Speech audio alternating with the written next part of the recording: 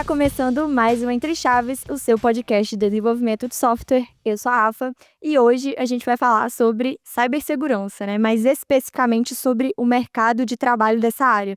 Que a gente pode dizer que vive um paradoxo, né? Porque esse ano saiu um relatório de uma empresa de pesquisa, né, chamada Cybersecurity Ventures, falando que existem 3,5 milhões de vagas abertas, enquanto que, por outro lado, a gente vê um tanto de profissional querendo, né, em busca ali da sua primeira oportunidade. Então a gente se pergunta, né, como que pode existir tanta vaga em cibersegurança se ninguém consegue ser contratado sem já ter experiência prévia, né? Não faz sentido.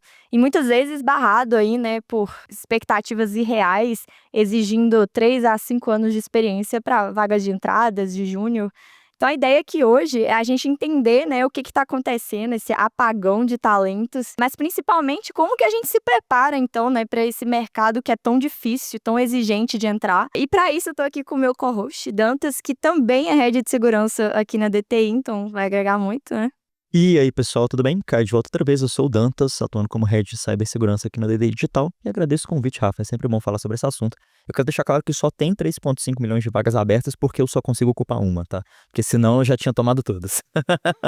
Muito bom. E a gente está aqui com 2 convidados que são engenheiros de cibersegurança aqui na DTI, que é o Lucas Assunção e Thales de Oliveira. Bem-vindos. Muito obrigado. E aí, pessoal, boa tarde, tudo bem? E aí, pessoal, boa tarde, tudo bem? Eu sou o Thales. E para começar, como que vocês veem esse paradoxo, né? Existe realmente esse apagão de talentos, na opinião de vocês? Ou existe alguma outra razão, né? Por exemplo, eu citei essa questão das vagas irrealistas. Então, como vocês veem esse ponto? Olha, existe sim um gap de skills que ele acontece e ele é meio crônico da cibersegurança, porque é uma área que, de certa forma, o acesso ao conhecimento e à prática não é tão difundido como na área de desenvolvimento, por exemplo. São poucas pessoas hoje que têm bastante tempo de área, que têm a prática mais desenvolvida, e no geral essas pessoas não estão atuando como educadores da prática, né? Estão atuando como profissionais ativos mesmo da indústria. Então, de fato, você tem uma demanda muito grande, porque o cybercrime, ele cresce e ele fica cada vez mais complexo. Então, você precisa de também uma resposta que vai se adequar a essa complexidade de ataque. Apesar de você ter um grande número de profissionais com interesse, né, e se preparando para entrar no mercado, estes ainda não estão no mesmo nível do que as grandes disputas, assim, digamos, estão, sabe? Eu concordo com o Luquinhas, um ponto que eu tenho a adicionar é que eu acho que é um meio a meio, sabe? Tanto as vagas, elas exigem umas experiências bem extravagantes, por assim dizer, quanto existem muitos currículos que não estão tão prontos assim, por ser um ambiente muito nichado, né? A cibersegurança é um nome muito comum, um nome muito famoso, mas a forma como você busca conhecimento é bem escondida, sabe? Então acaba que as pessoas acreditam que estão prontas para aplicar numa vaga de cibersegurança, mas na verdade elas não têm um conhecimento necessário. Assim como tem as vagas que pedem certificações que são extremamente caras ou extremamente difíceis de se tirar, mas para uma pessoa que está entrando na área, eles não fazem nem ideia do que é um Security Plus, por exemplo. Bom, eu acho que eu entendi, né, pela resposta de vocês, que é muito difícil alcançar esses requisitos, né? Não está dentro das universidades, parte desse conhecimento, isso tá, muitas vezes, é difícil de encontrar, existem certificações específicas, cursos muito específicos, tem ainda aquele cenário que muitas vezes você precisa ser mentorado por alguém, né, que acontece, que você mencionou que foi seu caso, mas ainda assim eu queria talvez provocar você sobre essa questão do paradoxo, porque ainda existem muitas pessoas que, de certa forma, buscam o seu conhecimento ali, que estão tentando essas vagas de entrada, que supostamente deveriam exigir pouca ou nenhuma experiência, né? A gente está falando de vagas de estágio e vagas de júnior. E muitas dessas vagas, elas têm expectativas irreais, e aí tentando, né, um júnior com 5 anos de experiência. E aí isso também traz um outro ponto na discussão, que muitas empresas estão perdendo essa cultura de treinar os profissionais, né? E eu queria entender o que vocês acham disso, se vocês veem isso como um problema, e como essas pessoas, né, com esse perfil júnior, elas poderiam, né, estar competitivos no mercado de trabalho e conquistar essa primeira vaga. Existe um dito muito comum, assim, nas discussões da área, né, que não existe estagiário ou pessoa júnior em segurança. é uma fala forte, assim, que eu discordo dela no pé da letra, mas que eu vejo o porquê dela existir, né? Porque se você pensar que um profissional de segurança ele precisa conhecer de redes com uma certa profundidade, sobre banco de dados, sobre SQL, né? Para poder fazer um SQL injection. Precisa conhecer front-end, JavaScript, porque é a linguagem mais utilizada no mundo em sites. Precisa conhecer da API, precisa conhecer de firewall, precisa conhecer de proxy, de servidor, de cloud. Ou seja, né, chegou no terceiro item aí, vai chamar de estagiário essa pessoa? É só até sacanagem, né? Sem falar que você precisa conhecer com uma certa profundidade nesses assuntos Não para você. adianta só conhecer, né? Melhor você ter poucos conhecimentos sólidos que muito conhecimentos rasos. Mas isso é um problema que não é só da área de cibersegurança as empresas querem pessoas já formadas, já com experiência, mas elas não querem formar nem dar experiência para as pessoas que estão começando, né? Então, esse é um problema que acontece em diversas áreas, principalmente na cibersegurança, né? Eu acredito que as empresas, elas devam sim arriscar de contratar pessoas com menos ou com nenhuma experiência, né? E treinar essas pessoas mesmo. Eu acho que falta um retorno a essa cultura de treinamento. Você acha que existem todas essas vagas abertas, então, porque por causa da sensibilidade crítica que a área carrega? É muito difícil eu contratar um estagiário, por exemplo, para colocar uma responsabilidade da segurança da minha aplicação na mão dele. Então, para resolver esse problema, o que é engraçado dizer, né, meio paradoxal, mas a gente não deveria, então, tem 3,5 milhões de vagas abertas, como a Rafa disse, nós não deveríamos, então, ter mais vagas abertas para dar espaço para pessoas juniores serem treinadas por pessoas seniores dentro das empresas? Com certeza, eu acho que sim, e de fato tem necessidades que as empresas estão detectando, né, que são necessidades críticas, né? Então a empresa se depara com um alto número de ataques de ransomware, por exemplo.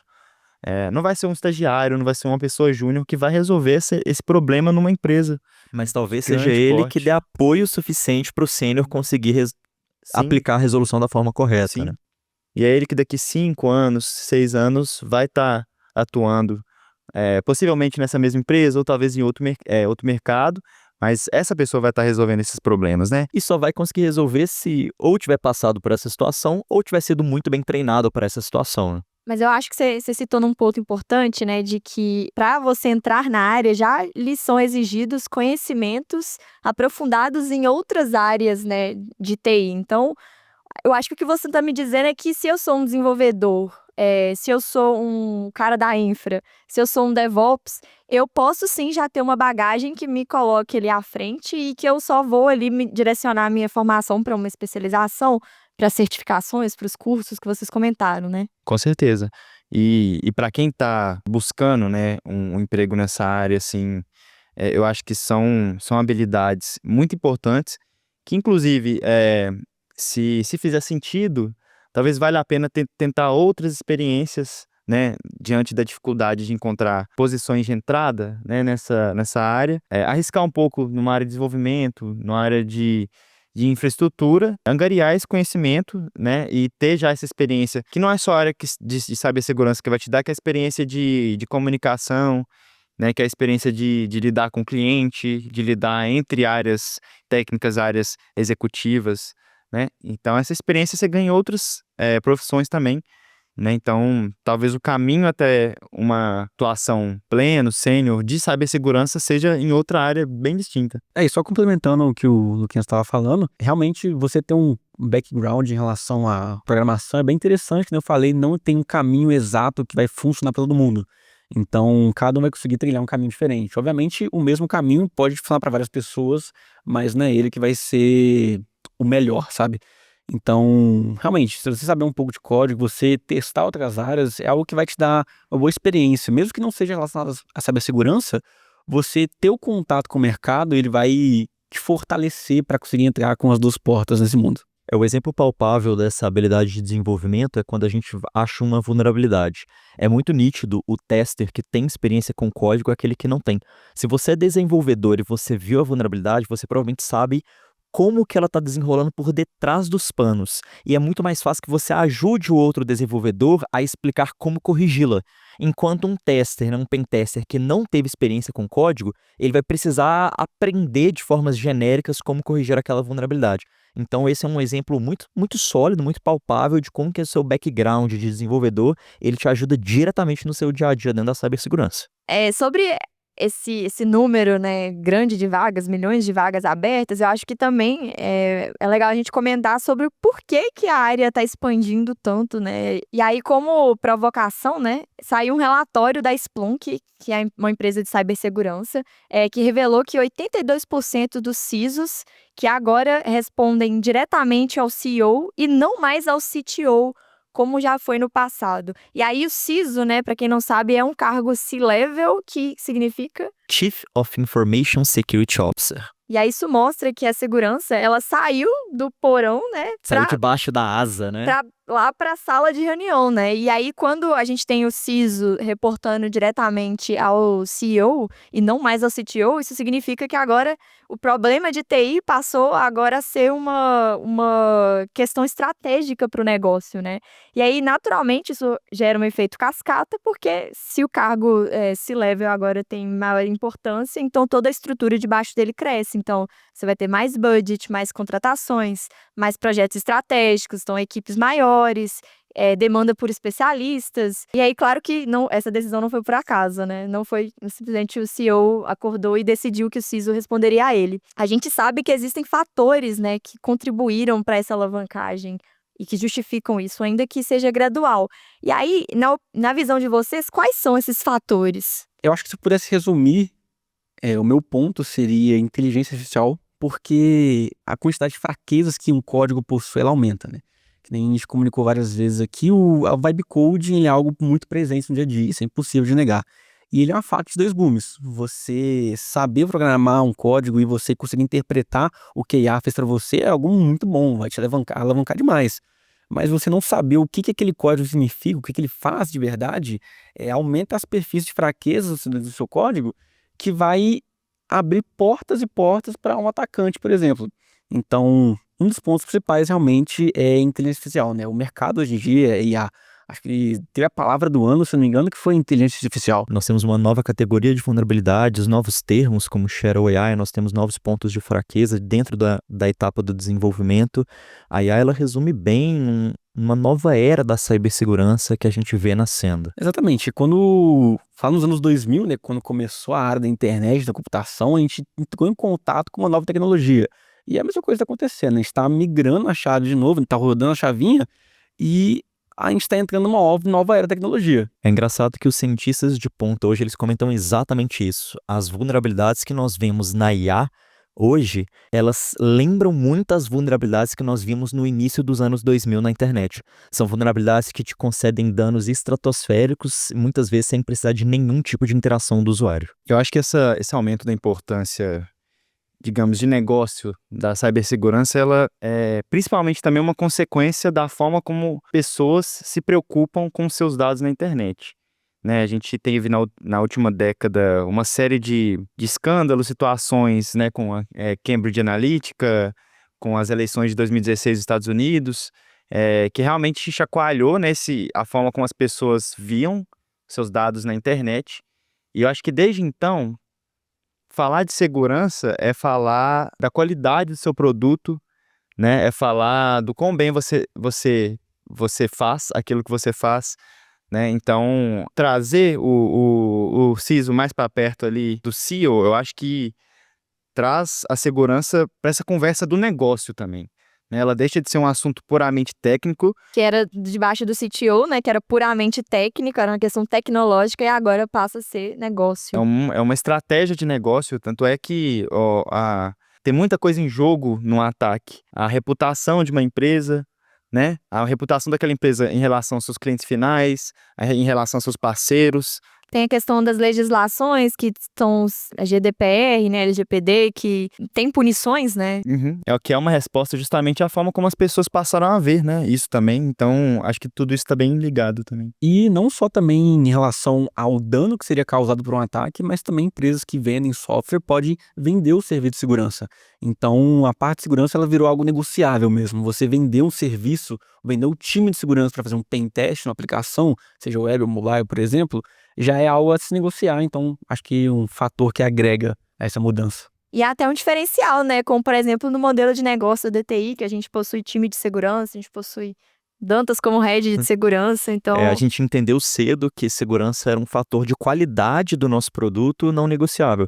Assim como nós temos outros pilares como design, engenharia e por aí vai, a gente também entendeu que segurança fazia parte desses processos intrínsecos ao próprio desenvolvimento do código.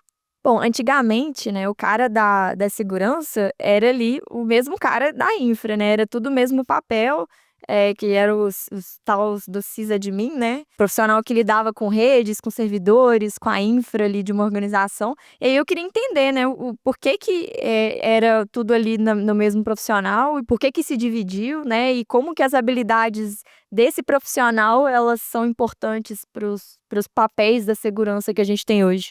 Eu acho que isso diz muito a respeito à escala do software, né, e das empresas. Naturalmente, para uma startup, para uma empresa menor, talvez esse papel ainda faça sentido, né?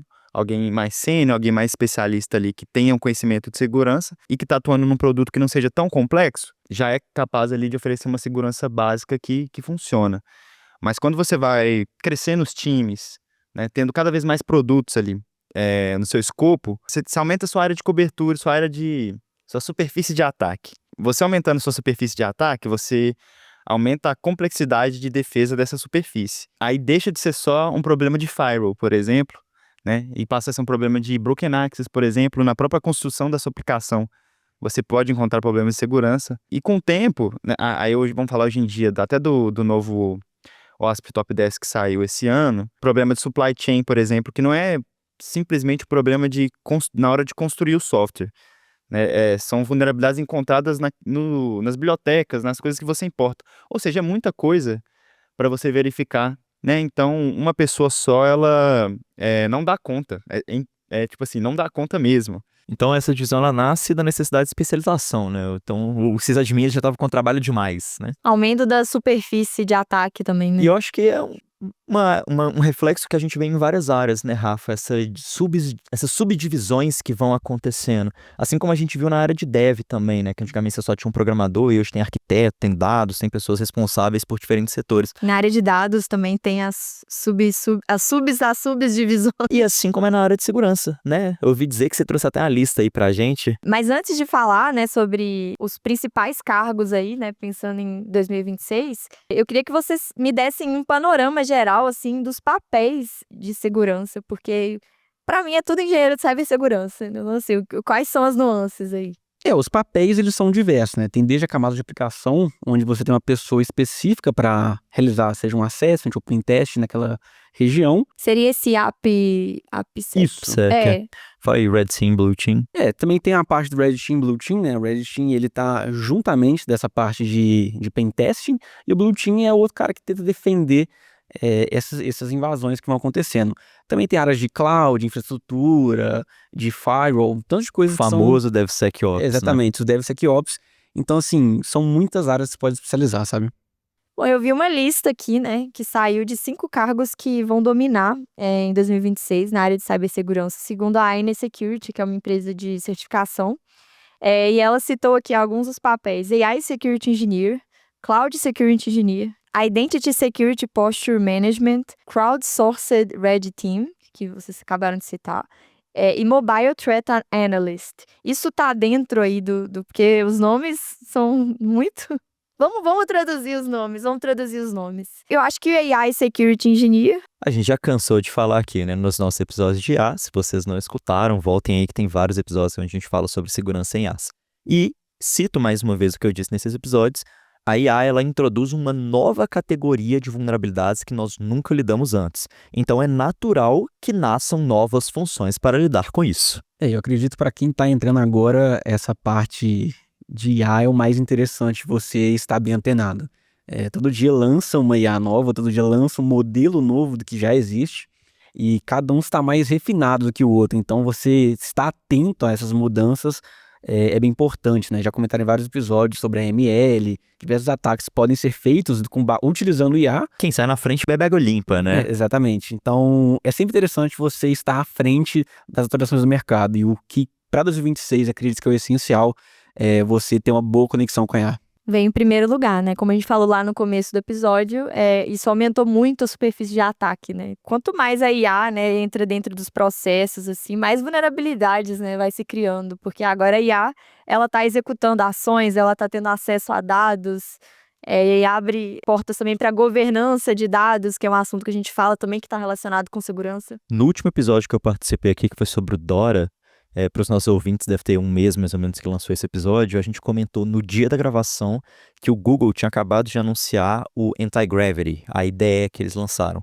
E na mesma semana já surgiu uma nova notícia que o Anti-Gravity ele era vulnerável a uma prompt injection, né, quando ele consumia ordens de um local externo. Então você colocava como uma tag meta dentro do seu site um comando para a IA e ela executava, né, quando ele ia lá consumir as ordens. Ou seja, o leitor que acessava o site não via, porque a tag estava escondida de texto, mas a IA, na hora de ler, sabia exatamente o que estava escrito ali e acabava executando, né? E agora, a Identity Security Posture Management, até é difícil de falar. Esse é um bem específico, né, assim, mas que eu acredito que seja muito importante, principalmente em grandes organizações, onde você tem uma grande quantidade de colaboradores, né, ou de stakeholders ali, que vai ser um profissional que vai estar responsável pela gestão de identidades, né, ou seja, quem está cadastrado, né, naquele ambiente, quais permissões aquela pessoa vai ter, né, o que ela consegue fazer, o que ela consegue acessar dentro do ambiente. Isso vai desde arquivos, sistemas, locais físicos, né? Tudo isso depende da gestão de identidades, né? E é muito, muito importante, principalmente falando de Broken Access, né? Que durante 3 OASPs, né? 3 OASPs top 10, né? é a vulnerabilidade, uma das principais, né? Isso, um OASP top 10 se lança a cada 4 anos, né? Então tem 12 anos que ele tá na frente de todas. Exatamente. Então, assim, dessa forma, a gestão de identidades, ela é crucial. Então faz todo sentido que tenha uma pessoa, né, dedicada a prestar atenção nisso, né? E esse crowdsourced Red Team seria... Eu acho que o crowdsourced Red Team ele é interessante para quando você tem uma grande escala de aplicações e você não tem um time de segurança capaz de lidar com aquilo, porque ele vai utilizar da ferramenta que é muito conhecida no mundo da cibersegurança, que é o Bug Bounty, onde você vai recompensar pessoas por testarem suas aplicações e acharem vulnerabilidades. Então você vai fazer freelancers, entre aspas, de vulnerabilidades, e as pessoas vão explorar para você enquanto você dá uma recompensa por elas. E aí, por fim, tem o Mobile Threat Analyst. Eu sinto muita falta de ver conteúdo sobre a segurança mobile. Eu sinto que ainda está muito para trás relacionado em contraste com aplicações web, por exemplo, né, mais tradicionais, sendo que o dispositivo mobile todo mundo tem pelo menos um, todo mundo mesmo. Então é muito importante e é um universo completamente diferente, assim. Não completamente, né? Mas tem suas peculiaridades ali em relação às aplicações web que fazem isso ser um mundo por si só. As ferramentas que a gente usa para testar mobile são diferentes, a forma como funciona, grande parte dos protocolos, né, são distintos. Então, ter uma pessoa que se especialize nisso é muito bem-vindo, muito importante. Então faz sentido que esse cargo esteja previsto para ser um dos altos cargos de 2026. Creio que sim, com certeza. Tem algum que não apareceu nesse top 5 que vocês estranharam? Eu colocaria o cargo de AppSec, né, que vai ser o profissional ali bem focado na parte de produto, na parte de aplicação, né? Não é um trabalho que se aprofunda tanto nas profundezas do hardware, mas que consegue enxergar vulnerabilidades ao longo da stack. Então, eu acho que é uma das profissões aí dentro da cibersegurança Uma função mais generalista em relação à IPSEC, né? Sim. Então, agora movendo para outro tópico, né, que é muito importante, que é saúde mental. E eu vi alguns dados que eu achei, assim, chocante, que a profissão da cybersecurity, né, o profissional da cybersecurity está no meio de uma endemia de burnout, assim, eu fiquei bem chocada. E aí tem alguns dados que foram coletados pela Gartner, né, que quase metade dos líderes de cibersegurança vão trocar de emprego em 2025 por conta de estresse relacionado ao trabalho. E mais de 2/3 dos profissionais colocando o seu papel ali como muito mais estressante do que era há 5 anos atrás. E eu queria entender o porquê que isso é algo que está intrinsecamente relacionado à profissão de cybersecurity. Vocês pensaram que essas milhões de vagas não estavam sendo feitas por alguém? Então, assim, tem alguém fazendo grande parte desse trabalho que não está preenchido, né? E que, no geral, são as pessoas sêniores, né? Essa falta, né, de profissionais qualificados para fazer os trabalhos coloca uma pressão em quem é qualificado, né? E quem já está atuando com cybersecurity, né? Quem é qualificado e já conquistou uma vaga, já está atuando. Faz sentido, né? Se tem muitas vagas abertas e tem pessoas que trabalham com isso efetivamente, é natural que elas estejam de alguma forma sobrecarregadas. Além da sobrecarga natural, como você mencionou, pela quantidade de vagas abertas, a gente tem uma sobrecarga de responsabilidades. Porque quando você é um desenvolvedor e você faz o deploy de algum tipo de bug na aplicação, é claro que é chato, é ruim, é triste, às vezes esse bug vai causar algum dano, às vezes o dano vai ser mínimo, às vezes ele pode ser muito grande, você pode perder o final de semana. Só que quando você é da cibersegurança e você sofre algum tipo de ataque, você perdeu o jogo. O que eu costumo falar é que cibersegurança é uma partida de futebol muito injusta. Você pode fazer 1 milhão de gols no seu adversário. Se você tomar um único gol, acabou, você perdeu o jogo. Então não importa quantas vezes você acerte, só basta uma única falha para que você perca todo o seu progresso. Temos notícias de empresas que sofreram ataques ransomware, por exemplo, que criptografaram toda a sua estrutura de servidores e backups e perderam milhões na tentativa de recuperação. Muitas delas vão até próxima falência e algumas, infelizmente, não conseguem nem se recuperar. Então, um grande problema do burnout, ele está atrelado a esses 2 fatores, na minha visão. A sobrecarga de funções que estão sendo centralizadas em poucas pessoas executoras e, do outro lado, uma grande responsabilidade onde você precisa assumir os maiores riscos de uma empresa e, muitas vezes, assumir uma culpa que nem tinha como você acabar se precavendo. E a criticidade, né, do Enorme. papel. É uma estrutura inteira que está no seu colo. Às vezes milhões de clientes que vão ser afetados por uma falha. E não só essa responsabilidade enorme que você tem no seu colo, que é um grande fator pro burnout, mas também, com o passar do tempo, a gente não tinha muitas mudanças na tecnologia. Hoje em dia, que nem a gente comentou no começo do episódio, todo dia sai uma IA nova, então você tem que estar sempre antenado às informações que lançam. Então você não pode largar a cibersegurança por um dia, por exemplo. Você larga por um dia, lança uma CVE de nível crítico de uma aplicação que todo mundo usa. Então é algo que te pega de surpresa e você tem que estar sempre acordado, não tem um momento de relaxamento. Somente com a IA, né? Exatamente. E você tendo esses três fatores no seu colo pesa muito no seu serviço. Uau! Acho que é isso então, né, pessoal? Entendemos aqui um pouquinho sobre quais são as principais barreiras de entrada do mercado de trabalho de cibersegurança, alguns pontos que podem ajudar a gente a entrar do zero ou fazer a transição de carreira já dentro da área de TI. Entendemos como que tá essa divisão e algumas das expectativas para o ano que vem. E por fim, ainda falamos de um lado um pouco mais obscuro da cibersegurança também, que é o lado da saúde mental. E com isso, acho que encerramos mais um belo episódio, Rafa. É isso. Obrigada pela participação e até a próxima. Valeu, pessoal. Valeu, Tchau, pessoal. tchau. Um Até abraço. mais. Falou, galera.